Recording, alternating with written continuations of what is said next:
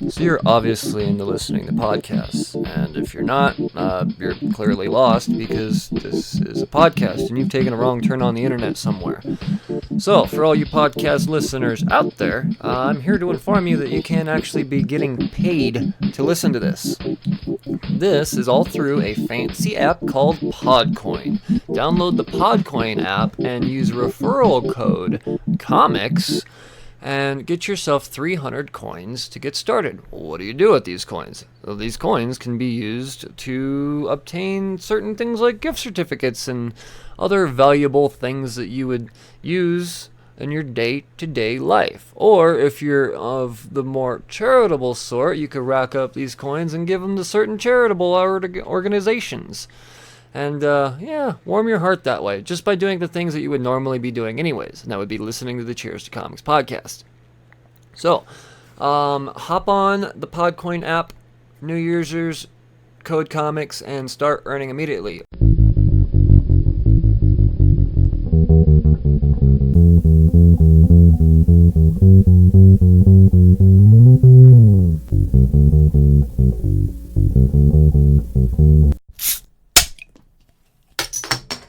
I'm your host, Brian Wayne, and this is the second ever segment of Comic Book Therapy Sessions. This is really the outlet for your everyday comic book fan to just have a place to vent. It's hard to find an outlet at times, no matter where you are, big city, little town, whatever. Comic books aren't generally discussed as much as they should be. And, you can't go up and talk about the new Nicolas Cage movie as easily you could talk about the new Nicolas Cage movie without someone looking at you funny. And with that being said, I have a very special guest here. There's a podcast that I've been intrigued by since the moment it crossed my Twitter feed, and that is the Cage's Kiss podcast. We have 1/3 of the hosts here. Linda, how you doing, Linda? I'm great. How are you? I'm so excited. I'm so excited. I've been recording all day, and by now I thought I'd be tired, and I was worried about that. But no. Now that it's time to talk about Nicolas Cage and comic books with the fellow Nicolas Cage and comic book fan, no, I'm pumped again. I am. I'm Totally. So, all the time I get that, like, oh, you have a Nicolas Cage podcast. Oh, you love Nicolas Cage. Oh. Well, I don't see, yeah, he's kind of the talent that people love to hate for some reason, just because he really kind of will take any part, I think.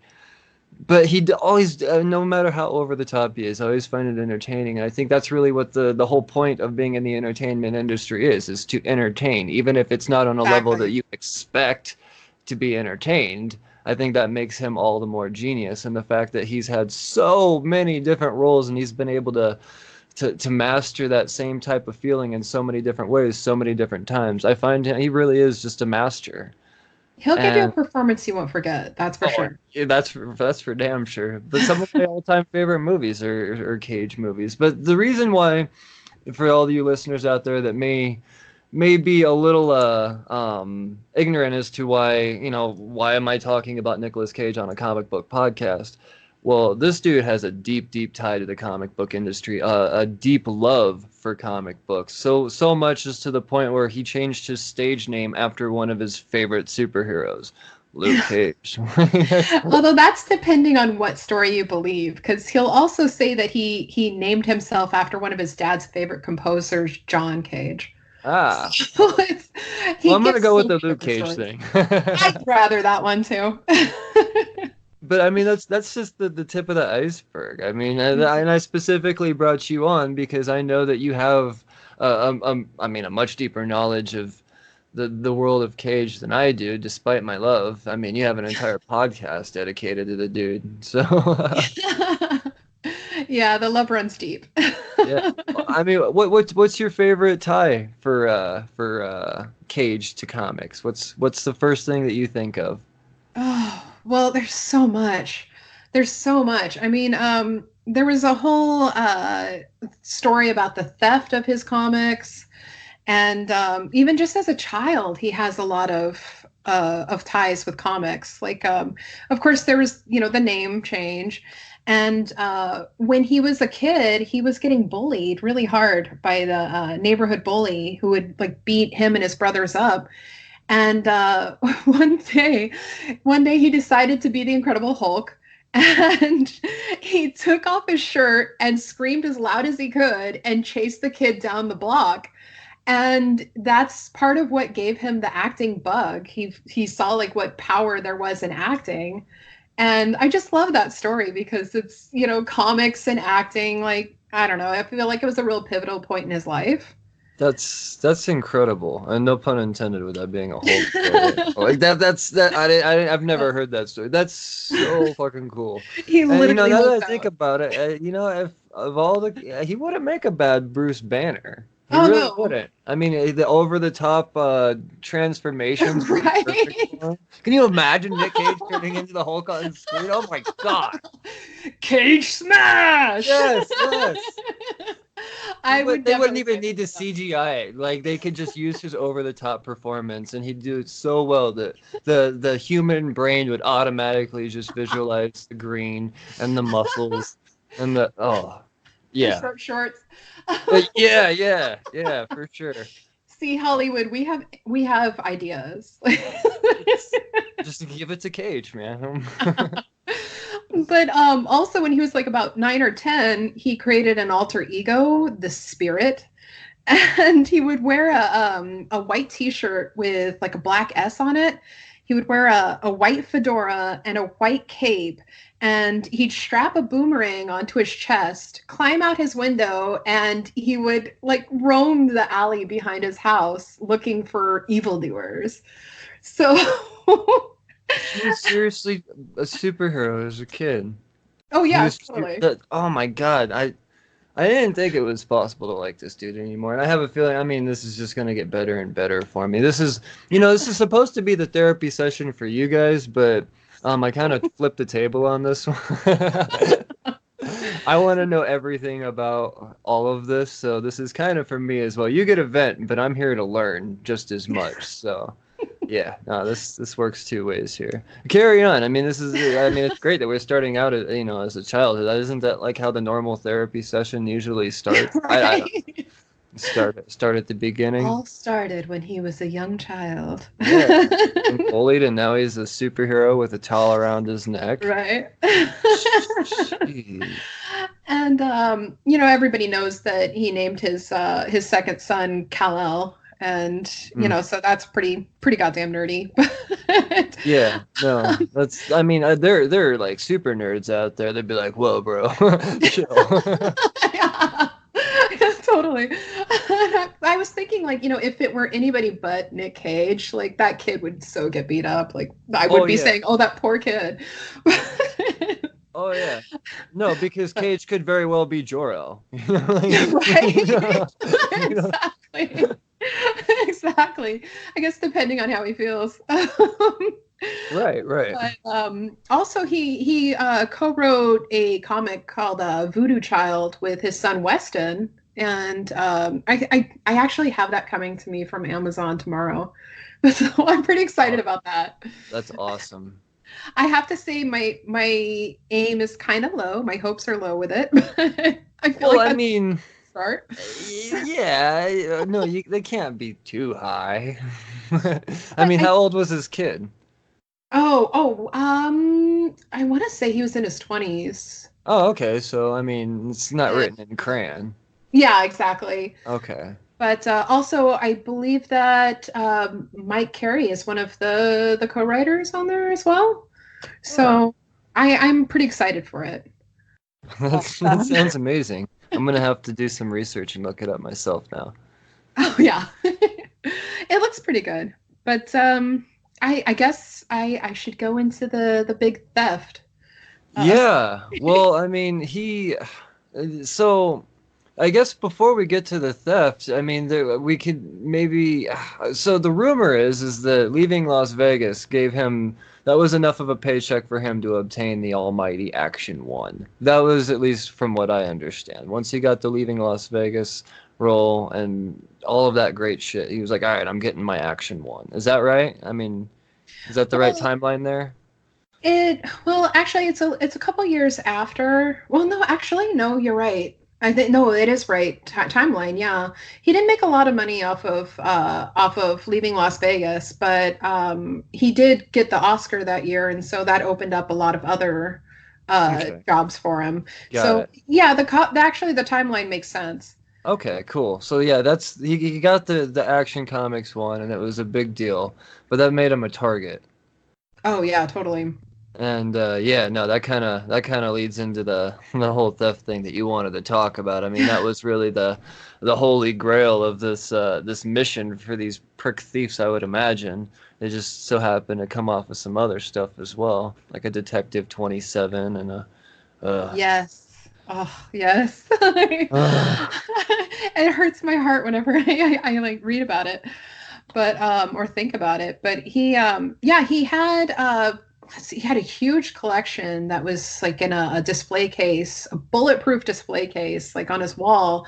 And he said that he's had like a lot of parties and he just didn't notice that they were missing until one day he's just like, oh, wait a minute. And he was uh, missing three comic books. And in 2000, he noticed that his three most valuable comics had gone missing. It was Action Comics #1 with the first appearance of Superman, Detective Comics #1, and Detective Comics #27 with the first appearance of Batman. So, mm, ow, yeah. And I know that his prized possession was that first appearance of Superman, but he ended up auctioning off the rest of his collection that like shortly after in 2001, and he claims that it was because it was Lisa Marie Presley that made him do it, but they weren't married until like at least like 1 or 2 years later. So that doesn't really check out, but a lot of people believe, and I personally believe, it was to pay off his debts. He had a lot of debts. So he ended up actually auctioning them off for $1.6 million. yeah, So, and yeah, I and that's mean, without the action and the detectives. I yeah, mean, that's yeah, totally. I mean, he had another copy of the Action Comics #1, but it wasn't as good. It wasn't like as well kept as the prized one. yeah, it's good. Um, He's had two Action Comics #1. There are people out there yeah, that, I mean, they'll never even get the chance to even see one up close, and this guy's owned two at the same yeah, time. Like a thief had a I choice: do I know. take this Action Comics or this Action Comics? Like Right. that. I know. It's like choose wisely. Jeez, man. But he also in that collection he auctioned off Detective Comics #38, which had Robin's first Mm. appearance, All Star Comics #3, which had the first appearance of the first team up with Justice Society of America, and there was also Fantastic Four #1 and Green Lantern #1. Oh, So a lot of awesome comics in there. But oh man. he also said before that he kind of wanted to auction them off so he wouldn't have such a huge target on the back of, you Yeah, know? that was what I read, and I would imagine it's probably a little bit about more than likely. I mean, the whole deal was, yeah, no, I'm getting rid of all this stuff because I have a bunch of debt, but it was kind of, I mean, having the robbery as a alibi to the Yeah. other story kind of it Or helps. all the wives making me do Right, it. right. You don't need people coming in and stealing from. It was Yeah. probably one of your shit friends, but Exactly. Like a little bit of column A, a little bit of column B. right.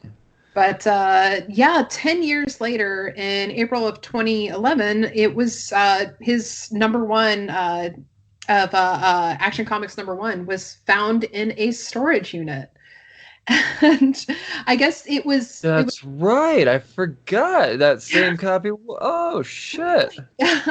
yeah, it was auctioned off. The storage unit was auctioned off, and the guy who ended up winning it wanted to sell it. And so he contacted the auctioneer, who's I guess he's one of the frequent auctioneers on was it Storage Wars? Okay. And they contacted so, contacted somebody to sell it for them, and they ended up contacting Stephen Fischler, who was like the biggest comic dealer at the time, and he's actually the one who sold it to Cage, and he has a photographic memory, so he could tell once they scanned it over, like sent him a picture, he knew that because of all the I guess there was like a white mark on the banner of the cover that was distinct for Cage's copy, and so he knew that it was his. Oh And so, shit. yeah, I mean, flash forward a bunch of, I guess, cop drama. Like they had a sting to make sure that they would actually get it back and in one piece. And they had the guys meet up with this Fischler guy, and once Fischler gave the signal that it was indeed Cage's copy, they basically said, "Oh yeah, by the way, with the cops, so Oh jeez. and you're not getting any money off of this. Sorry." And then, unfortunately, Cage had settled with his insurance company, so he had to negotiate repayment for that settlement payment that he Oh received. shit. Yeah, so it's like this huge drama just getting it back, but he finally did. And after a little trouble with that, but then in November of that year, he ended up auctioning it off I was gonna anyway. say, because didn't he just make himself a target again? Exactly. Yeah. Yeah, exactly. Like I've got this really expensive comic, but I just got it back. Woohoo. Like been Yeah. stolen before. So yeah, he put it up for auction, and it sold for $2,161,000. And before, I guess it's like the first comic, or the most expensive comic ever to be auctioned. And the certified guarantee company actually graded it beforehand, and they graded it at 9.0. Yeah, that's insane. Yeah, right. And so it was also the best condition ever graded. Hmm. So yeah, that was pretty amazing. And I read somewhere, I don't know if this is still true, but I read somewhere that they're actually going to be making a movie off of it, of the whole Off experience. of the no way. Yeah, Oh, is he gonna play himself? I I want really to see hope somebody play so. Nick Cage. That hold on. Well, then you'd have to get like John Travolta, right? Exactly. What's he doing lately? Well, not well. Yeah, right. Not well. No. He's the king of bombs right now, so Yeah. oof, oof. But a Nick Cage revival flick, come on. Which I just read that they're going to be rebooting Face Off, or they're in talks to do it, and that just breaks my heart. Oh, You don't mess with perfection. no, no. That's sad. There's no, I mean, you can't. You could do a sequel, but Yeah, yeah. I not a mean, reboot. maybe their kids or something switch faces, but that way we could still have a fat old John Travolta, and Right, just as just as the same Nick Cage. He hasn't changed at all. right, He's exactly. telling you he's a god. There's something with. Well, and Uh, apparently there have been a couple sightings of him at like the Las Vegas Comic Con. I think it's a amazing Comic Con. And yeah. oh God, I go to I'm in Washington, so I go to Emerald City Comic Con every year, and Uh, I've been dressing up as his character from Raising Arizona High. And I'm just like, I would die if I saw him at a Comic Con and got a picture with him. well, Emerald City's a big show, so it wouldn't Oh, surprise me one bit. You guys get all the good ones out there. I think you guys get the best Comic-Con out there. I really do. yeah, I think so. I mean, we've had a lot of great guests over here. I mean, you guys had Sam Keith. What was it, last year, year before? The dude Yes. doesn't do appearances ever. Yeah. And oh man, he's my favorite artist of all time in all of art, not just comic books, in all of art. So just I was so bummed I couldn't make it out there for that. But you know, the point is Emerald City gets it. Well, if you guys could get Sam Keith, you guys could get Nick Cage. So Yeah, I think so. Well, and we would get every year we get Derek Robertson, and we used to get David Mack all the time. And God, he's like one of the nicest guys you will ever meet at a convention. that's Just awesome. oh God, just an amazing guy. But yeah, here's hoping. Maybe someday. Maybe someday he'll drop in. Yeah, yeah, for sure, for sure. I mean, it's he's got of all the. I mean, the dude. He's not just a previous owner of Action Comics 3 different times. Yeah. Um, he's been known to make some film appearances from time to time as far as comic book characters go. Some better than others. I mean, I thought he was really, really, really awesome as Big Daddy. Or was it Big God, Daddy? yeah, yeah. Yeah, that part was incredible, and his over the topness in that one was so fucking perfect. I Yes, mean, it was just when spot you're on. burning to death, you're allowed to go as over the top as possible. Exactly. And there are people that would be burning to death would look over at him at the same time in real life to see that performance and go, dude, chill. It's not that big a deal, man. He did it so well, but he's also had some not so revered performances, especially when it comes to being, at least from the shoulders up on fire. Yeah, The right. whole Ghost Rider thing isn't as well received as others, but he's also been very, very forward with, yeah, no, there needs to be more Ghost Rider, and without me. He agrees that that wasn't necessarily his greatest thing. Yeah, But that was kind of just a couple years after he was supposed to be in Superman Lives, and which, that's God, could you oh, imagine? I am so heartbroken that we don't have that movie. Uh, But we just did an episode on it, and it's just so bananas. Like the more you find out about it, like the more crazy it gets. oh, it was gonna be mullet Superman too, clearly. Like Yes. that's the best part. Is they were gonna go mullet Superman. And That's plus the producer, the executive producer, John Peters, he wanted he had three rules for Kevin Smith when he first wrote the script. It was no flying because it looked fake. He didn't want that costume because he said that the costume was too, quote unquote, too faggy. So no costume, no underwear on the outside. Like, pretty much anything. It's like, oh yeah, and he's not an alien anymore. I mean, he didn't say that, but it's like the next thing you're expecting from so him. he's trying to rewrite Superman altogether. See, I didn't know any of this. I didn't realize that he was Yes. trying. Jeez, man. I don't know this Superman fellow, but I know his suit's too faggy.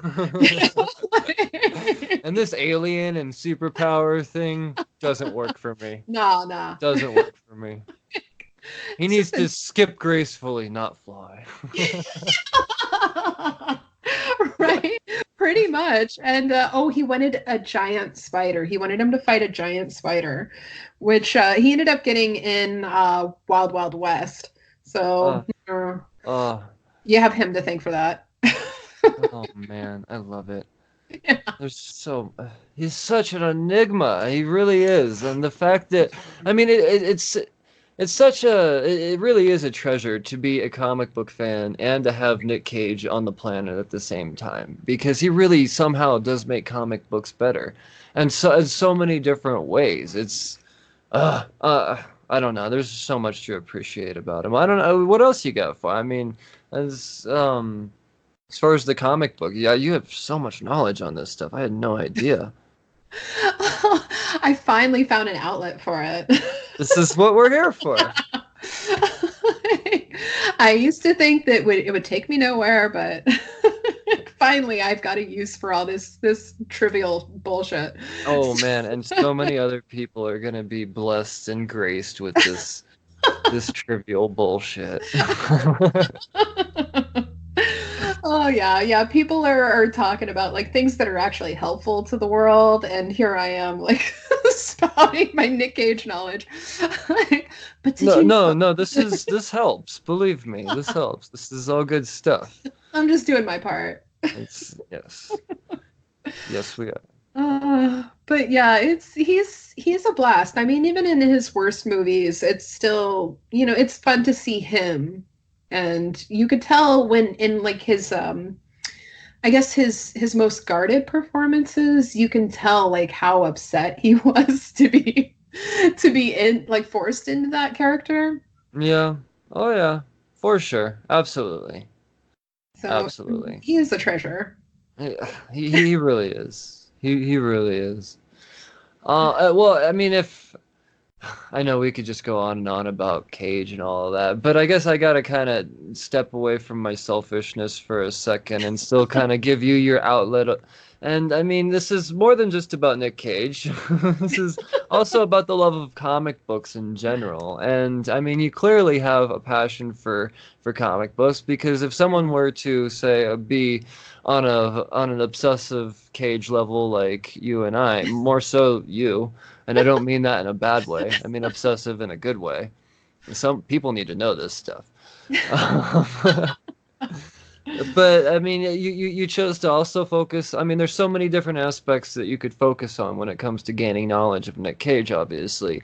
And the fact that, you have so much knowledge on his comic book aspects in life and history does show that you do still have a love for comic books in general yourself, I would Oh, assume. definitely.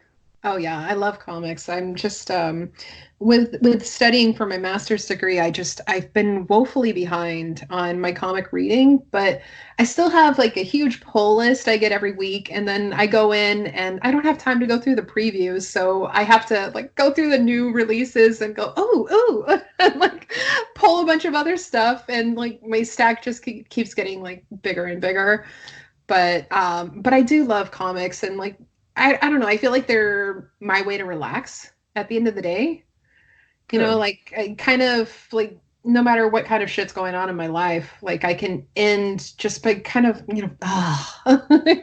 It's so easy to just get ripped away from reality just after a couple of pages. Sometimes just a couple of panels, and it's tunnel vision. You're in, and yeah. everything else is out. And that's one of the amazing things about comics. That's part of the reason why I do this podcast too, is so that other people can express why they are into comics and what their motivation is, and to just have a means to relax. I mean, how fucking Yeah. simple and perfect is that?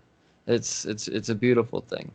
Well, I've always had like a passion for stories of all medium, and it's just like, I feel like comic books just and video games for that matter just don't get as much love as they should, because there's some great stories in there, and people just kind of write them off because, well, it's not serious literature.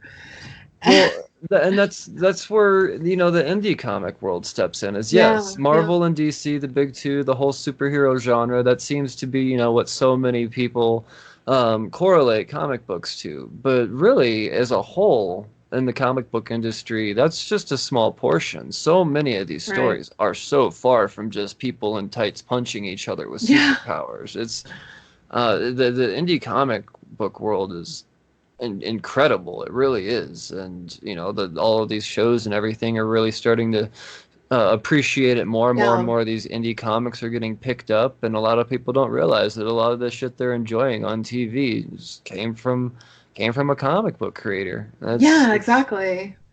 uh, Yeah. I remember being like a kid in the 90s, and like, my brother and I loved X-Men, and mm-hmm. we had the How to Draw the Marvel Way, uh and we oh would watch the X-Men cartoon, and we loved comics. But then, like, I don't know, I felt like I just kind of got out of them for a while. But then, back in, I guess, my college years, I got back into comics by reading Neil Gaiman with the ah Sandman oh and yeah. Garth Ennis, and Hmm? like his run at Hellblazer and with the